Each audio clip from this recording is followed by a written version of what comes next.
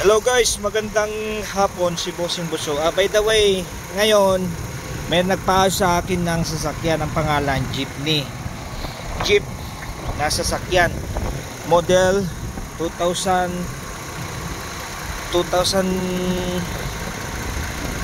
either yung model. Ngayon yung sasakyan ngayon naayos na, kaso ang problema na lang to, palyado.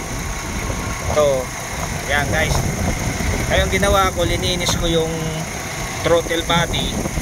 Ngayon, okay na lahat to ko. Kuan na mga guys. Tapos ang isa na lang napapalitan dito para hindi maging palyado, itong coil. Mga coil lang dapat palitan, yung apat na yan. Yan mga guys. Ito yung coil guys. Yan.